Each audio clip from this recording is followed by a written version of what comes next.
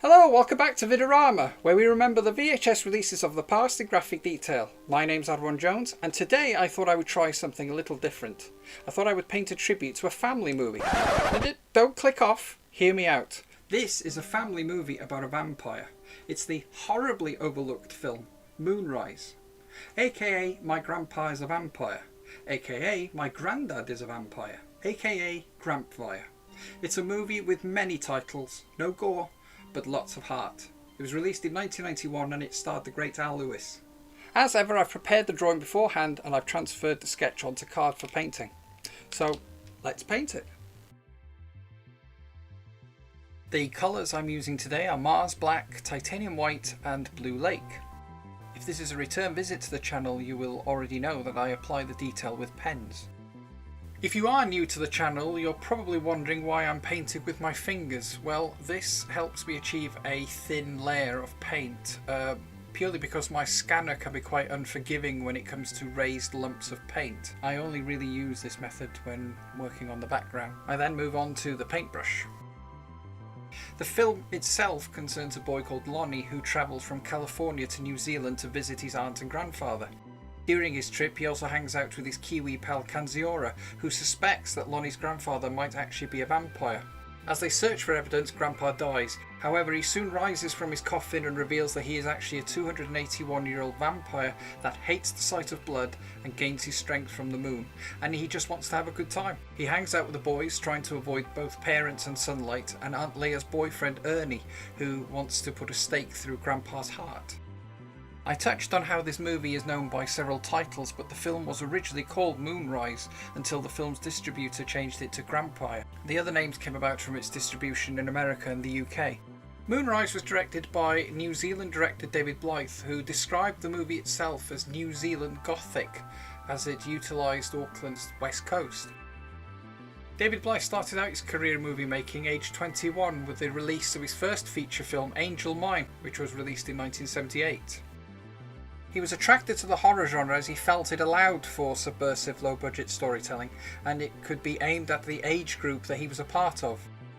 And he hoped it would serve as a calling card and help get his foot on the Hollywood ladder. And so he produced the brilliant movie Death Warmed Up, which was released in 1984. The Moonrise came about because Blyth wanted to bring a vampire mythology to New Zealand. He'd always been attracted to the vampire genre and he loved the idea of subverting its traditional approach with a fresh perspective or an angle. He'd already worked on the Canadian vampire movie Red-Blooded American Girl, which was released in 1990. And having faced various censorship restrictions in the past, he decided to make a family-friendly vampire movie this time round. Death Warmed Up writer Michael Heath had originally developed Moonrise as a radio play which had been broadcast on Radio New Zealand nationally. The story appealed to Blyth and so the script was developed from that. The end result is it's a sweet film. It feels like a 90s movie and its use of locations, blue lighting and Mozart's magic flute lends a whimsical, magical quality to the film. But another key ingredient is no doubt this gentleman here, the star of the movie and one of my favourite performers, Al Lewis. An infectious personality that lived a fascinating life and had an interesting career. Throughout his life he maintained that he was born in 1910, and even now, 15 years after his death, it's not known for certain when he was actually born, but it's believed that he was actually born in Manhattan in 1923. As I work, I check back on my references. Incidentally, this is how I first heard of this movie back in 1992, in Starlog's Dracula the Complete Vampire magazine. I really wanted to see this film, and I had trouble finding a video back then.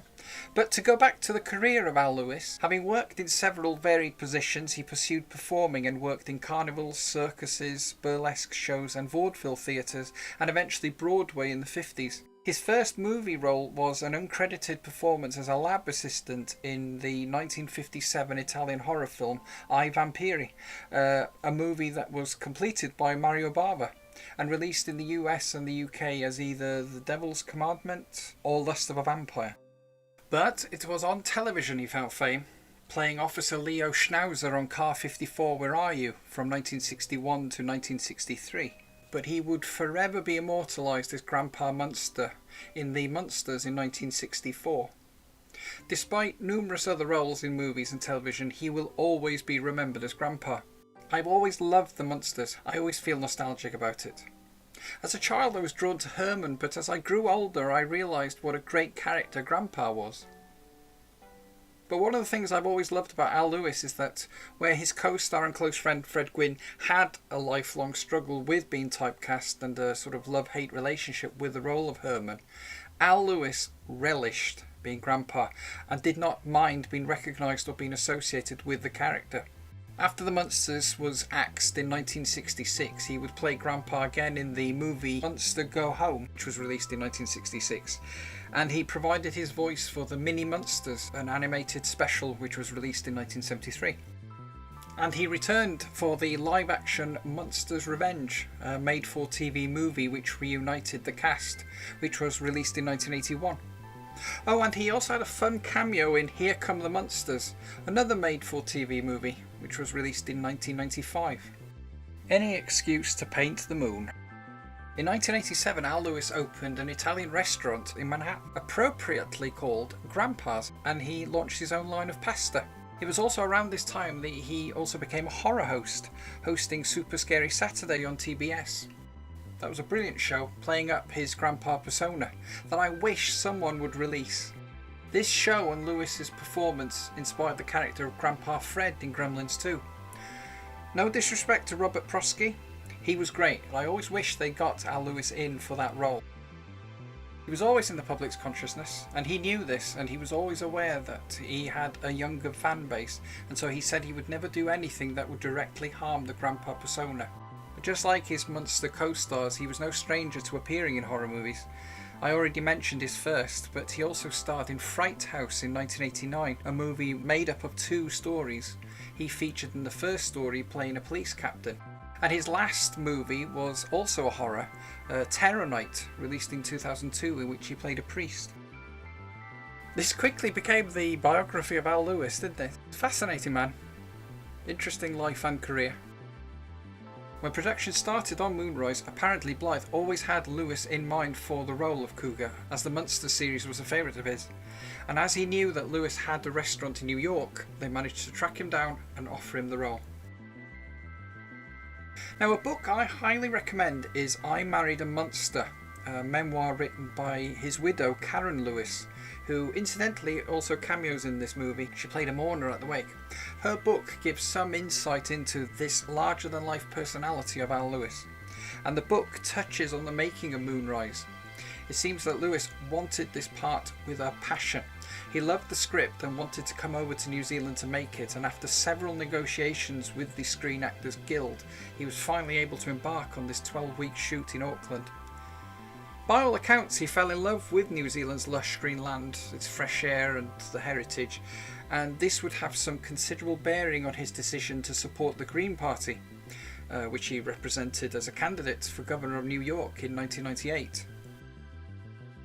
But Al Lewis really wanted to be in this movie. He even grew his nails long for the part. The film was produced by Murray Newey, who had previously worked as producer on the New Adventures of Black Beauty TV series and served as the New Zealand production manager on Willow.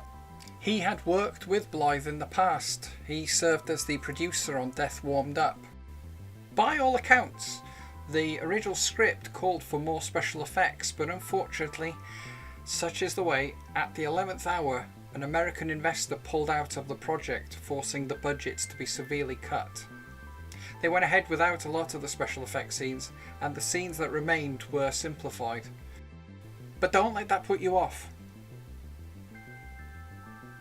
Before I started this project, I knew that I wanted the painting to feature 3 things: Al Lewis laughing, all 3 characters flying over the coast, and I wanted it to be blue to highlight the movie's moonlit scenes. The clouds play a part in this one scene in the movie.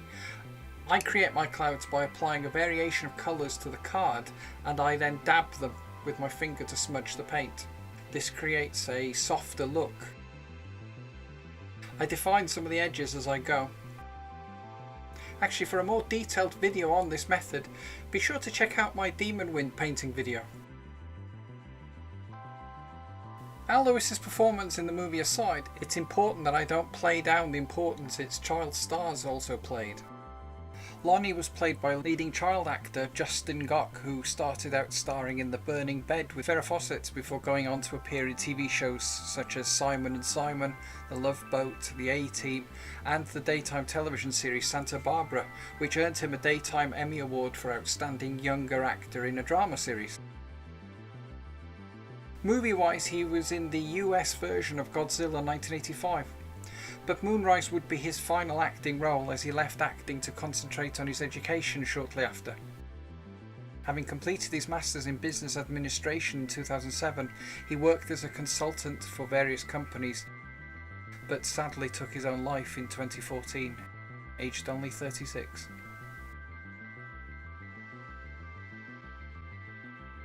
Milan Borich played Kanziora.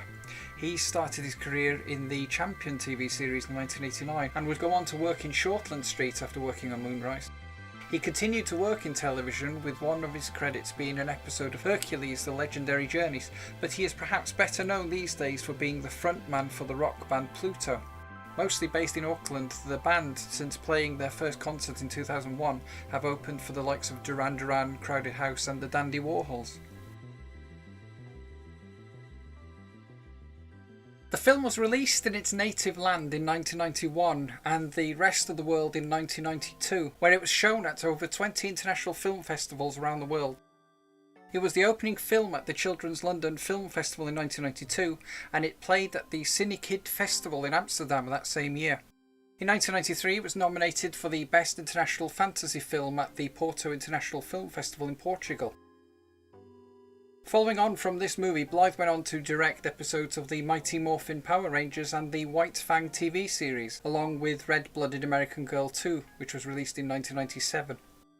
He directed many other shows and documentaries, and he directed the music video for the Brazilian music group Damn Laser Vampires in 2011. And he also wrote and directed the supernatural horror Ghost Bride, which was released in 2013. At the time of this video's release, Moonrise has only been officially released worldwide on VHS, but I understand that Germany have the license to Moonrise for a DVD Blu-ray release. So let's hope that someone finally gives this a worldwide release on Blu-ray. So have you seen this movie before? Or have I inspired you to seek out this movie for yourselves? Let me know in the comments, I am interested to know. This film has its fans, but I believe it deserves a lot more love than it gets. Each year we hear of another forgotten Halloween special or a monster-themed family movie that has been rediscovered and billed as essential viewing at Halloween. Well, let's give this one the same honour. I hope you will help me make more people aware of Moonrise. Thank you for joining me today and keeping me company. As ever, I hope that was of interest to you and that you like the finished painting. If so, please give this video a like, and I would be tickled pink if you click that subscribe button. I would like to take this moment to thank my Patreon supporters. If you would like to join them, there are all manner of things to be had. There are badges, stickers, hand-drawn sketch cards, and there is also a Patreon-only print available. Just follow the link in the description for further information.